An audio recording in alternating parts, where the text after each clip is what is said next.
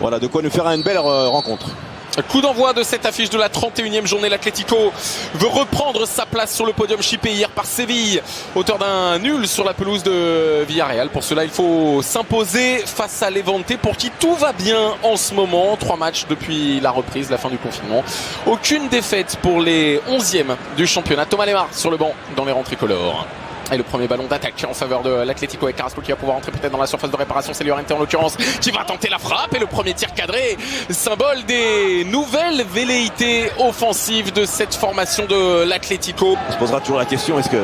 Attention à la frappe de Carrasco, la tentative elle était cadrée en l'occurrence à Aitor Fernandez. C'est bien étendu sur la gauche et la récupération de Diego Costa. Aitor Fernandez il va pouvoir chipper ce ballon, mais grosse alerte là. Mais le mur, je trouve que le mur est très près, hein, moi. Ce sera pour partir. En l'occurrence, elle était complètement déviée. C'est Enis Bardi qui était quasiment déjà voltigeur très près. Oh, que c'est bien fait! Oh, que c'est bien fait de la part de Llorente! Ce sera l'ouverture du score! Quel but! Quel but dont la conclusion, bien sûr, aurait pu être plus belle. Mais le geste technique de Marcos Llorente nous rappelle les plus belles heures de Dennis Bergkamp. Ce contrôle orienté, ce quart d'heure de jeu qui s'achève sur ce petit chef-d'œuvre. Ce contrôle, oui, bien sûr, pas le but, mais ce contrôle de Marcos Llorente. 1-0 Atlético.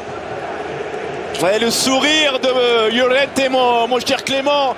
Mais comme on dit, on pourrait dire quelle maravilla de contrôle de la part de Llorente. Le travail, cet homme est dans un récital technique depuis la reprise de cette Liga. Le petit contrôle et le petit enchaînement derrière, la petite passe en retrait. L'intention a été récompensée, mais quel geste technique encore du milieu de terrain madrilène. C'est un régal à voir pour les j'allais dire les ojos, les yeux, pardon. Ouais. Récupéré, Llorente va repasser derrière lui. Coquet, il y a la montée de Partey qui va s'appliquer pour aller chercher Aitor Fernandez sur sa gauche. Coquet pour frapper ce corner sortant vers Diego Costa, un peu oublié dans la surface de réparation et dont la tête passe à quelques centimètres seulement du montant droit d'Aitor Fernandez. On le voit parce qu'il recule avec cette petite impulsion. Diego Costa, il arrive à prendre le meilleur malgré tout sur Vuxé.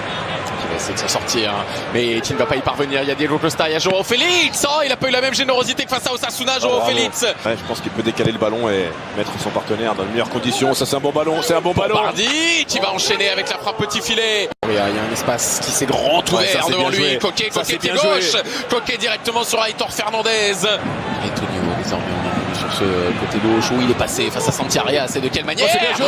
C'était superbement bien fait. Quelle action de classe de la part de Tonio pour aller servir Morales. Il ne parvient pas à cadrer sa reprise. Je vous le dis, le danger se rapproche avec l'entrée de Mayoral. Encore le très bon travail de Tonio. Le petit pont sur Arias. L'appel au premier poteau entre Savic et Jiménez de la part de Mayoral. On va le voir. Tout est bien joué. Hop, le petit pont. Et le Cagno qui est passé. La qualité de centre au premier poteau.